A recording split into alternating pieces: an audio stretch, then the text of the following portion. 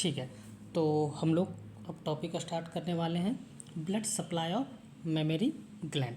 जैसा कि हम लोग पहले जानते हैं कि मेमोरी ग्लैंड एक हाईली वेस्कुलराइज ऑर्गन है। हाईली वेस्कुलराइज ऑर्गन कहने का मतलब क्या हुआ कि अदर ऑर्गन के कंपेरिजन में इसमें numbers of capillary, artery, veins ये सब नंबर ज़्यादा होता है, इसको ब्लड की ज़्यादा नीड होता है। तो इसी टॉपिक को हम लोग कवर करने वाले हैं, that is blood supply of memory gland. अब इस टॉपिक में हम लोग क्या क्या देखेंगे, तो सबसे पहला इसमें इंट्रोडक्शन ऑफ मेमोरी ग्लैंड देखेंगे, जिसमें हम डीप नहीं जाएंगे, हमको मेनली आर्टेरियल सप्लाई पढ़ना है, दूसरा जो है, और तीसरा वेनस ड्रेनेज। अब सुनो, फिर से अगर कंक्लूड करना चाहें तो हम लोग इसमें क्या क्या कवर करने वाले हैं, शायद इंट्रोडक्शन, शायद नहीं कन्फर्म, इंट्रोडक्शन, आर्टेरियल सप्लाई और वेनस ड्रेनेज। अब ये दोनों में डिफरेंस क्या होता है, आर्टेरियल सप्लाई और वेनस ड्रेनेज। देखो, आर्टेरियल सप्लाई उस सप्लाई को बोलते हैं जो ऑक्सीजनेटेड ब्लड को ले जाता है मेमोरी ग्लैंड के पास। अब जब ऑक्सीजनेटेड ब्लड मेमोरी ग्लैंड के पास जब पहुंच गया तो मेमोरी ग्लैंड का जो सेल होगा, टिश्यू होगा, उस ऑक्सीजन को यूज करेगा अपना एटीपी प्रोडक्शन के लिए, एरोबिक रेस्पिरेशन, क्रेब्स साइकिल में। ठीक है, अब वहाँ पर वो ऑक्सीजन जिससे यूज हो गया है, मतलब डीऑक्सीजनेटेड ब्लड को बाहर निकालना है, तभी तो नया आएगा। तो उस डीऑक्सीजनेटेड ब्लड को बाहर निकालने के लिए जो यूज होता है सिस्टम, उसको बोलते हैं वेनस ड्रेनेज। तो आर्टेरियल सप्लाई लाने का काम करता है और वेनस ड्रेनेज ले जाने का काम करता है। कहाँ से? मेमोरी ग्लैंड से। तो इस पूरे टॉपिक में हम लोग यही कवर करने वाले हैं, 3 चीज़ देखेंगे, इंट्रोडक्शन देखेंगे, आर्टेरियल सप्लाई देखेंगे और वेनस ड्रेनेज देखेंगे। तो सबसे पहले हम लोग स्टार्ट करते हैं इंट्रोडक्शन। अब इंट्रोडक्शन में सबसे पहला पॉइंट है कि डिफिनीसन, दूसरा पॉइंट है फंक्शन और तीसरा पॉइंट है लोकेशन और चौथा पॉइंट है एक्सटेंशन।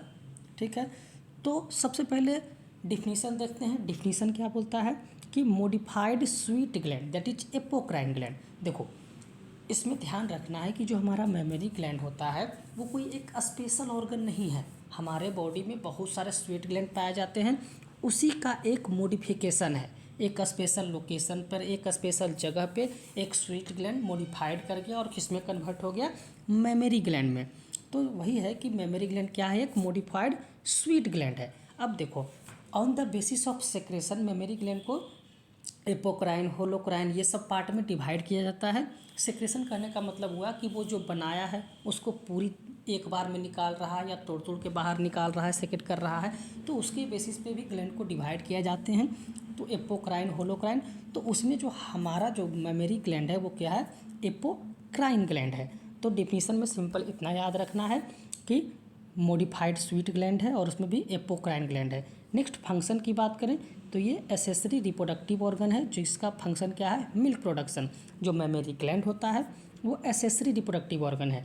रिप्रोडक्टिव ऑर्गन 2 टाइप के होते हैं, एक मेन होते हैं, एक एसेसरी होते हैं, जैसे कि ओवरी हो गया, फ्लैपियन ट्यूब हो गया, यूटेरस हो गया, ये सब मेन रिप्रोडक्टिव ऑर्गन है। और जो रिप्रोडक्शन, फर्टिलाइजेशन, पार्चुरेशन में मदद करते हैं वैसे ऑर्गन को हम लोग बोलते हैं एसेसरी रिप्रोडक्टिव ऑर्गन। तो जो मेमोरी ग्लैंड है वो क्या है, एक एसेसरी रिप्रोडक्टिव ऑर्गन है जिसका फंक्शन है मिल्क प्रोडक्शन का। नेक्स्ट लोकेशन की बात करते हैं, तो लोकेशन क्या है, superficial fascia of pectoral reason. देखो, तो बायोलॉजिकल टर्म, क्लिनिकल टर्म की बात करें तो ये लैंग्वेज आपको लिखना ही पड़ेगा कि इसका लोकेशन क्या है, सुपरफिशियल फैसिया। फैसिया का मतलब बंडल ऑफ मसल फाइबर को फैसिया बोलते हैं। सुपरफिशियल मतलब सबसे ऊपरी परत पे। तो इसका लोकेशन कहाँ पे है, पेक्टोरल रीजन के सुपरफिशियल फैसिया पर मेमोरी ग्लैंड पाया जाता है। तो इस तरह से अब इसको थोड़ा सा समझाते हैं। तो समझाने का कॉन्सेप्ट हम लोग ले रहे हैं टेबल, क्लॉथ और बुक। मान लेते हैं कि एक टेबल है, टेबल को किसके इक्विवेलेंट मान रहे हैं, पेक्टोरलिस मेजर मसल। उसके ऊपर एक क्लॉथ बिछा हुआ है, टेबल क्लॉथ को हम लोग मान रहे हैं डीप फैसिया। देखो, डीप फैसिया है, ये सुपरफिशियल फैसिया था, तो इसका लोकेशन सुपरफिशियल फैसिया है, मतलब ये डीप फैसिया पे नहीं है। अब इसके ऊपर एक बुक रखा हुआ है जिसको हम लोग किसके इक्विवेलेंट मान रहे हैं, मेमोरी ग्लैंड। अब देखना, बुक और टेबल क्लॉथ के बीच में थोड़ा सा कुछ ना कुछ बीच में माइक्रोस्कोपिक लेवल पर स्पेस बचा होगा, तो वही है space between book and table को क्या बोलते हैं, रेट्रो मेमोरी स्पेस। तो कुछ इस तरह से इसका लोकेशन, जैसा कि हम लोग जानते हैं हम लोग का जो बॉडी होता है ट्यूब विद इन ट्यूब होता है। ट्यूब विद इन ट्यूब का कहने का मतलब एक बड़ा सा पाइप है, उसके अंदर एक छोटा पाइप है, उसके अंदर एक छोटा पाइप है, उसके अंदर भी एक छोटा पाइप है। हमारा बॉडी कुछ इस तरीके का होता है, tube with in tube like structure. तो जो मेमोरी ग्लैंड होता है वो सुपरफिशियल मतलब सबसे ऊपरी वाले पे प्रेजेंट रहता है, इसको अंदर वाले से कोई मतलब नहीं है। जैसे कि टेबल इसको माने तो ये हो गया अपना पेक्टोरलिस मेजर मसल, इसके अंदर हो गया डीप फैसिया जो अंदर में मसल्स का बंडल होता है, उसके ऊपर पाया जाता है मेमोरी ग्लैंड। किस रीजन में? पेक्टोरल रीजन में। तो वही इन्फॉर्मेशन है कि लोकेशन कहाँ होता है, superficial fascia of pectoral reason. इसको समझने के लिए ऐसा समझ सकते हैं कि एक टेबल है, टेबल क्या डिनोट कर रहा है, पेक्टोरलिस मेजर मसल, उस पर एक क्लॉथ बिछा हुआ है, टेबल क्लॉथ क्या है, डीप फैसिया, उसके ऊपर रखा हुआ है बुक जो कि मेमोरी ग्लैंड हुआ। इस बुक और टेबल क्लॉथ के बीच में जो स्पेस होता है, तो space between books and table को बोलते हैं retro memory space. Retro memory space ही मेमोरी ग्लैंड का मूवमेंट अलाउ करता है, मूवमेंट में मदद करता है। ठीक है, तो इस तरह से हम लोग लोकेशन देख लिए। हम लोग नेक्स्ट देखते हैं एक्सटेंशन। एक्सटेंशन मतलब कहाँ से कहाँ तक होता है। तो सबसे पहले हम लोग वर्टिकल देखेंगे, दूसरा हॉरिजॉन्टल देखेंगे। वर्टिकल मतलब अप एंड डाउन और हॉरिजॉन्टल मतलब साइड वे से देखेंगे। तो अगर वर्टिकल की बात करें तो कहाँ से कहाँ तक होता है, वर्टिकल की बात करें तो सेकेंड रिब्स से लेके सिक्स्थ रिब तक होता है। ठीक है, अगर बात करें वर्टिकल में तो कहाँ से कहाँ तक होता है, second ribs to sixth rib. अगर हॉरिजॉन्टल की बात करें तो कहाँ से कहाँ होता है, lateral border of sternum to mid axillary line. Sternum के लैटरल बॉर्डर से लेके मिड एक्सिलरी लाइन तक होता है। तो वर्टिब्रल कहाँ कहाँ है कि वर्टिब्रल कहाँ कहाँ नहीं, सॉरी एक सेकेंड। तो एक्सटेंशन इसका वर्टिकल में देखें तो सेकेंड रिब टू सिक्स्थ। तो इस तरह से ध्यान रख सकते हैं वर्टिकल और हॉरिजॉन्टल में। तो इंट्रोडक्शन में 4 पॉइंट देखे, डिफिनीशन देखे, फंक्शन देखे, लोकेशन देखे, एक्सटेंशन देखे। डिफिनीशन है मॉडिफाइड स्वीट ग्लैंड है, फंक्शन एक्सेसरी रिप्रोडक्टिव ऑर्गन है, location superficial fascia of pectoral region है। एक्सटेंशन की बात करें तो वर्टिकल में second ribs to sixth rib है, हॉरिजॉन्टल में lateral border of sternum to mid axillary line है। ये हम एनाटॉमी में नहीं जा रहे हैं, इसलिए आपको इसका फील नहीं दिया रहे हैं। एनाटॉमी पढ़ाएंगे तो आपको हम बता देंगे। नेक्स्ट तो 3 टॉपिक पढ़ना था, जिसमें इंट्रोडक्शन हो गया। अब हम लोग देते हैं जो अपना मेन टॉपिक है एट्रियल सप्लाई। एट्रियल सप्लाई क्या बोलता है कि एट्रियल सप्लाई स्टार्ट करते हैं। तो एट्रियल सप्लाई बोलता है कि there are 3 major source which supply blood to mammary gland. Mammary gland को सप्लाई करने के लिए 3 मेजर सोर्स है, उन तीनों के बारे में हम लोग एक एक देखेंगे। तो सबसे पहला जो सोर्स है उसका नाम है इंटरनल थोरेसिक आर्टरी। ठीक है, there are 3 major source which supply blood to mammary gland. सबसे पहला है इंटरनल थोरेसिक आर्टरी, इसके बारे में इंफॉर्मेशन है also known as internal mammary gland. कहीं कहीं आपको डायग्राम या बुक में इंटरनल थोरेसिक आर्टरी का पुराना नाम दिखाता है इंटरनल मेमोरी आर्टरी। तो सबसे पहला इंफॉर्मेशन है also known as internal mammary artery. Second, इस parent artery subclavian artery है। पेरेंट आर्टरी मतलब ये इंटरनल थोरेसिक आर्टरी किससे ब्रांचिंग करके बना है, मतलब मेन कोई और था, इससे ब्रांच होके बना है, तो किससे बना है उसी को बोल रहे हैं पेरेंट आर्टरी। मतलब जिससे इसका फॉर्मेशन हुआ है, जिसका ये ब्रांच है। तो इसका जो पेरेंट आर्टरी है वो कौन सा है, सब क्लेवियन आर्टरी है। सप्लाई थ्रो, नेक्स्ट है सप्लाई थ्रो परफोरेटिंग ब्रांचेज। ये आगे जाके अपना परफोरेटिंग ब्रांच निकाल लेता है। परफोरेटिंग मतलब बहुत सारे ब्रांच निकाल लेते हैं, इसी को बोलते हैं परफोरेटिंग ब्रांच। तो supply through perforating branch. Next है सप्लाई मीडियल पार्ट, मतलब बीच वाले हिस्से को अभी हम लोग देखेंगे, फिगर से समझेंगे। अभी थ्योरी को देख लो, सप्लाई मीडियल पार्ट मतलब बीच वाले हिस्से को। नेक्स्ट है supply approx 50 to 60% of blood, मतलब कि मेमोरी ग्लैंड के 50 से 60% रिक्वायरमेंट को कौन पूरा करता है, इंटरनल थोरेसिक आर्टरी। तो सबसे पहला वही है, थोड़ा सा इसको, हाँ अब पूरा आ जाएगा। अब देखते हैं, अब आपको हम वर्ड बाय वर्ड समझाते हैं। तो सबसे जो 3 मेन था उसमें सबसे पहला है इंटरनल थोरेसिक आर्टरी। इसका दूसरा नाम क्या है? Internal mammary artery. इसका जो पेरेंट आर्टरी है वो कौन है? सब क्लेवियन आर्टरी है। देखो ये हम बॉडी का एक साइड बनाए हैं, ठीक है। ये अपना कंधा वाला रीजन, बाँह वाला रीजन हो गया। ये अपना स्टेरनम वाला पार्ट है, ठीक है। ये वाला जो पार्ट है स्टेरनम है, इस पार्ट में भी अपना बॉडी होगा, ठीक है। अब इसको समझाते हैं हम। तो सबसे ऊपर आया सब क्लेवियन आर्टरी, ये वाला पार्ट सब क्लेवियन आर्टरी। इससे ये ब्रांच नीचे आया है, ये वाला पार्ट। इस पार्ट को हम लोग बोलते हैं इंटरनल थोरेसिक आर्टरी, ठीक है। अब इंटरनल थोरेसिक आर्टरी तो मेन हो गया। अब इंटरनल थोरेसिक आर्टरी से बहुत सारा ब्रांच निकला। देखिए ये ब्रांच निकला, ये ब्रांच निकला, ये ब्रांच निकला, ये ब्रांच निकला, ये ब्रांच निकला, ये ब्रांच निकला। यही है परफोरेटिंग ब्रांचेज है, इसी को बोल रहे हैं परफोरेटिंग ब्रांचेज। तो इस साइड वाले पार्ट को, साइड मतलब स्टेरनम के साइड, ऐसे साइड तो इधर कंधा वाला पार्ट हो जाएगा, लेकिन स्टेरनम के साइड वाले को हम लोग बोल रहे हैं मीडियल। तो इस पार्ट को, मेमोरी ग्लैंड के इस पार्ट को, मतलब मीडियम पार्ट को, मतलब स्टेरनम वाले साइड को कौन सा आर्टरी सप्लाई करता है? Internal thoracic artery. तो आपको अच्छे से शो करवा दिए हैं perforating branches from internal thoracic artery. ये किस पार्ट को कर रहा है? मीडियल पार्ट को। हम तीनों आर्टरी का अलग अलग डायग्राम बनाए हैं, समझने में दिक्कत नहीं होगा। तो फिर से एक बार रिकैप कर लेते हैं इंटरनल थोरेसिक आर्टरी के बारे में। सबसे पहले हम लोग देखें कि मेमोरी ग्लैंड को 3 मेजर सोर्स ब्लड का रिक्वायरमेंट पूर्ति कर रहा है। सबसे पहला है इंटरनल थोरेसिक आर्टरी, इसका और एक नाम है इंटरनल मेमोरी आर्टरी। इस पेरेंट आर्टरी इसका कौन है? सब क्लेवियन आर्टरी। पेरेंट आर्टरी कहने का मतलब जिससे ये बना है। नेक्स्ट है ये सप्लाई थ्रू परफोरेटिंग ब्रांचेज, ये आगे जाके बहुत सारे ब्रांचेज में डिवाइड हो जाता है और उसके मदद से सप्लाई करता है। नेक्स्ट है ये किस एरिया को सप्लाई करता है मेमोरी ग्लैंड के? तो मीडियल पार्ट को, बीच वाले हिस्से को सप्लाई करता है। ये लगभग मेमोरी ग्लैंड के 50 से 60% ब्लड रिक्वायरमेंट को पूर्ति करता है।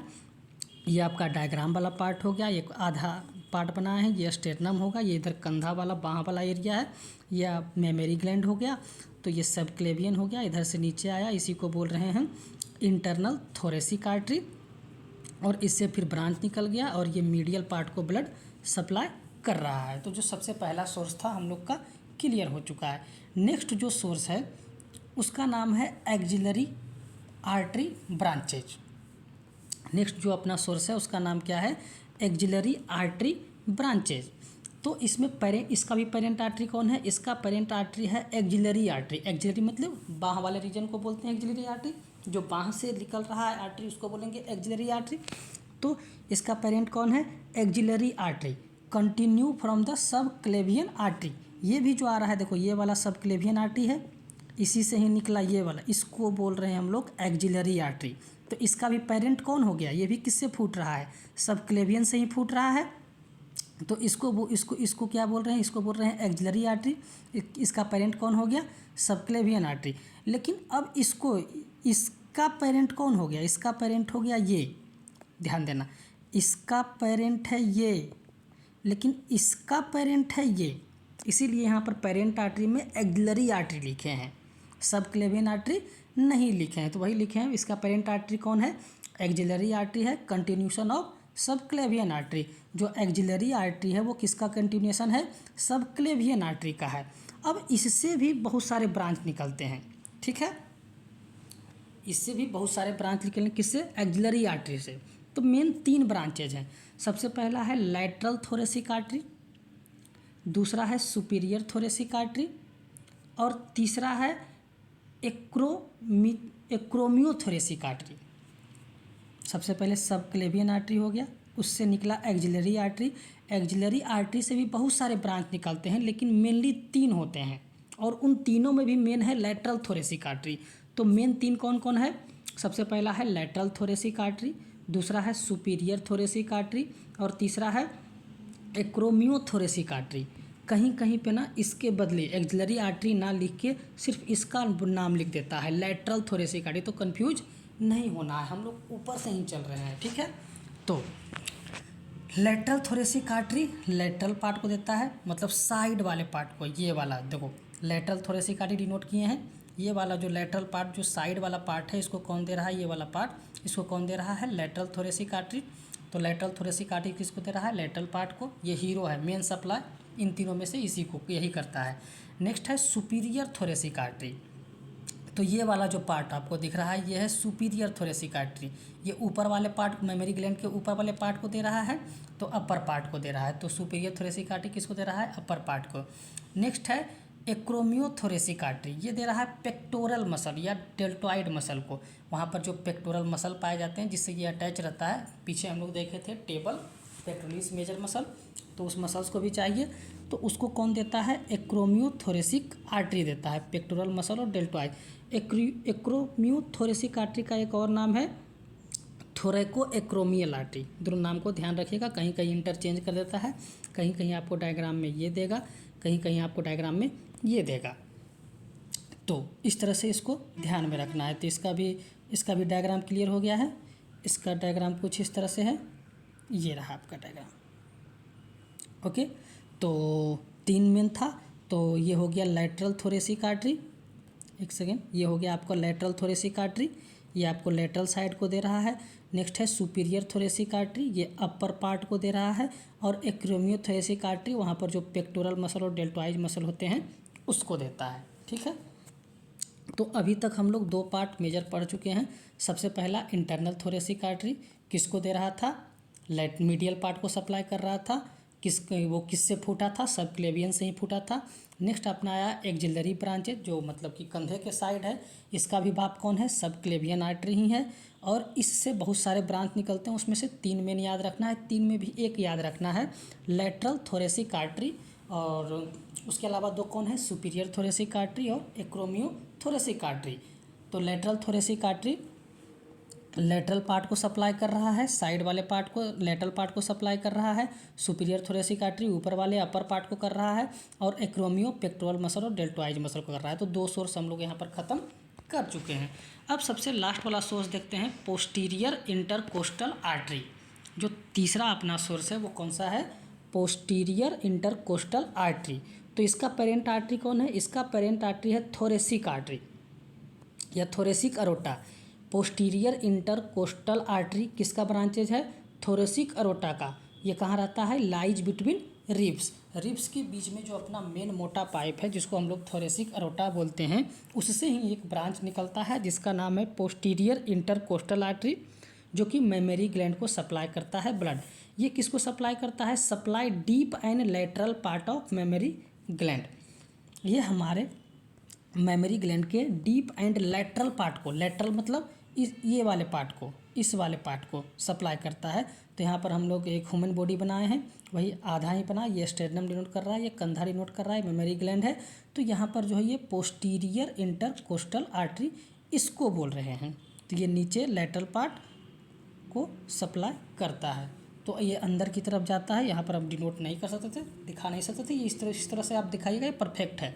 तो deep and lateral part of memory artery, memory gland sorry, इसको सप्लाई करता है। तो 3 मेजर सोर्स था, तीनों का हम लोगों ने एक एक करके देख लिया और तीनों का हम अलग अलग डायग्राम बना दिए हैं। ठीक है, ये लेटरल हो गया। अच्छा, 2 यहाँ पर 2 आता है, एक लेटरल आता है, एक मीडियल आता है। तो लेटरल को कौन कर रहा है, पोस्टीरियर इंटरकोस्टल आर्टरी कर रहा है, और मीडियल को कौन कर रहा है, इंटरनल थोरेसिक आर्टरी कर रहा है। ठीक है, तो मीडियल और लेटरल हम लोग को दोनों को याद रखना है। तो इस पार्ट को, जो नीचे वाला इस पार्ट को जो करता है, सॉरी इस पार्ट की बात कर रहे हैं, इस पार्ट को कौन करता है, पोस्टीरियर इंटरकोस्टल आर्टरी। अब तीनों अलग अलग है, कन्फ्यूजन हो रहा है, एक याद कर रहे हो तो सबसे पहला इंटरनल थोरेसिक आर्टरी, दूसरा एक्सिलरी आर्टरी, उसका ब्रांचेज में 3 है। फिर तो इसके लिए हम एक सिंपल सा टेबल बना दिए हैं जहाँ पे आर्टरी का नाम है, उसका पेरेंट आर्टरी का भी मतलब कहाँ से उसका ओरिजिन हुआ है, और एरिया सप्लाइड भी कर दिए हैं। तो सबसे पहला है इंटरनल थोरेसिक आर्टरी, ये किसका पार्ट है, सब क्लेवियन आर्टरी का है। ये किसको सप्लाई करता है, मीडियल पार्ट को। आपको डायग्राम बना के शो करना है और पीछे आपको शो कर दिया गया है। ठीक है, नेक्स्ट है लेटरल थोरेसिक आर्टरी, बताए थे उसका 3 ब्रांच जाता है। तो कहीं कहीं पे बाप के नाम लिखता है, कहीं कहीं पे बेटा पे, तो यहाँ पर बेटा का नाम लिखा है लेटरल थोरेसिक आर्टरी। तो ये इसका बाप कौन है, एक्सिलरी आर्टरी है। और एक्सिलरी आर्टरी भी किससे बना है, सब क्लेवियन से ही बना है। और ये किसको करता है, लेटरल पार्ट को। नेक्स्ट है पोस्टीरियर इंटरकोस्टल आर्टरी, इसका पेरेंट आर्टरी कौन है, थोरेसिक अरोटा। ये डीप एंड लेटरल पार्ट को सप्लाई करता है। तो ये टेबल आसानी से आप बता सकते हैं। तो इस तरह से जो अपना था आर्टेरियल सप्लाई ऑक्सीजनेटेड ब्लड वाला वो अपना ख़त्म हुआ। अगर 2 मिनट में समझाएं तो आर्टेरियल सप्लाई 3 मेजर सोर्स है। सबसे पहला है इंटरनल थोरेसिक आर्टरी, ये मीडियल पार्ट को सप्लाई करता है। ये डायग्राम से आपको ध्यान में रखना है।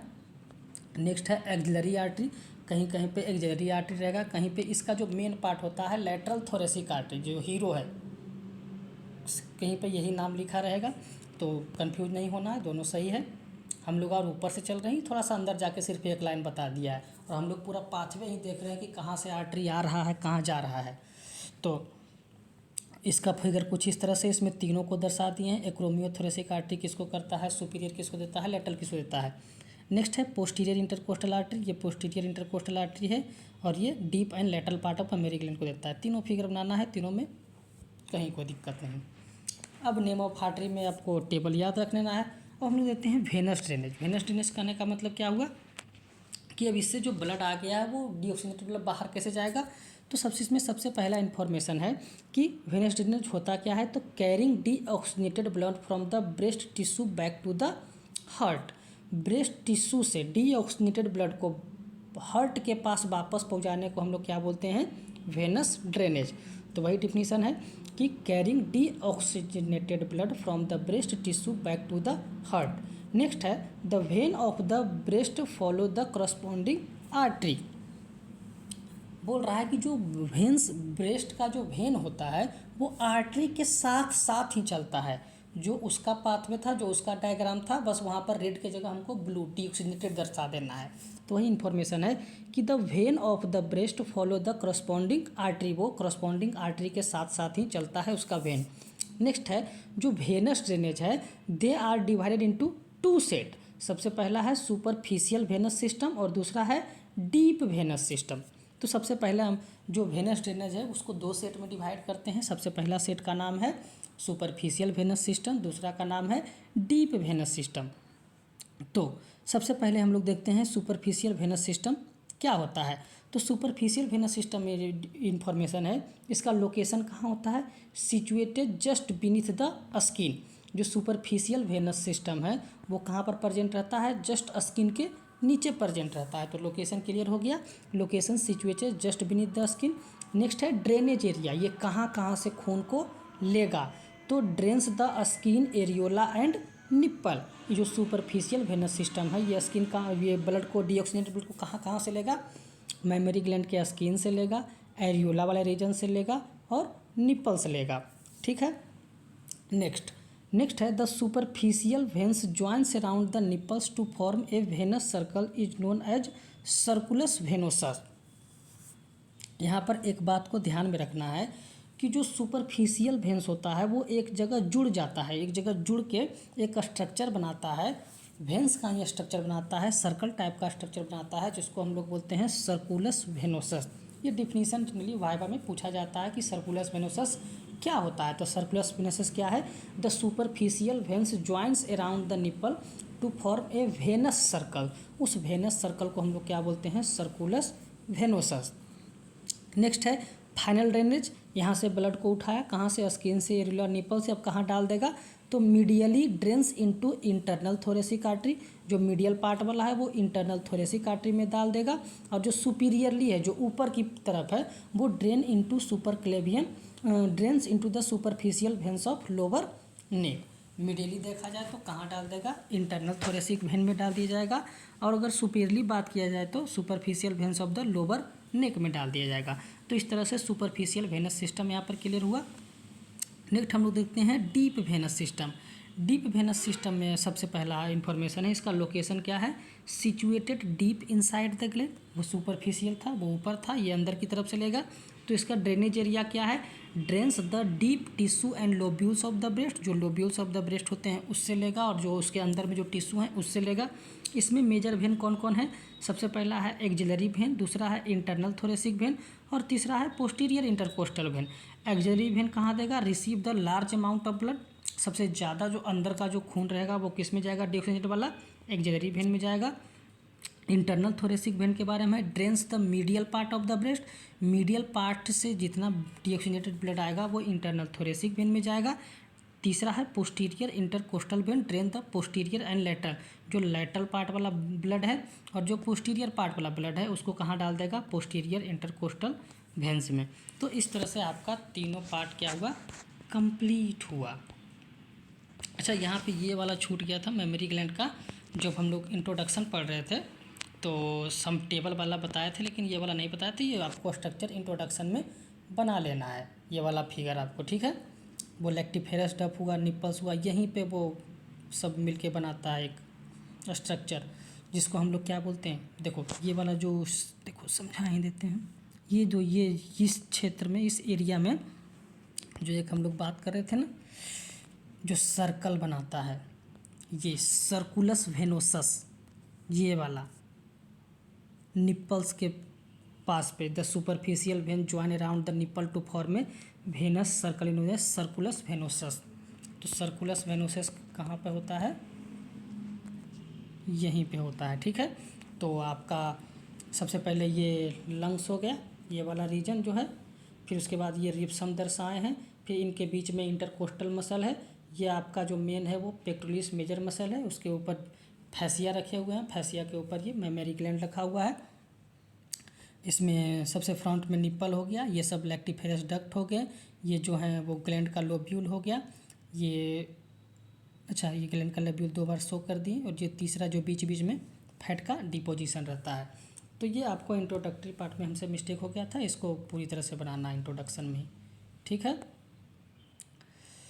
तो ठीक है, इस तरह से आपका इंट्रोडक्शन कंप्लीट हुआ, आपका आर्टेरियल सप्लाई कंप्लीट हुआ, तीनों डायग्राम कंप्लीट हुआ। इसमें टेबल बना दिए हैं। वेनस ड्रेनेज में आपको 2 याद रखना है, एक सुपरफिशियल होता है, एक डीप होता है।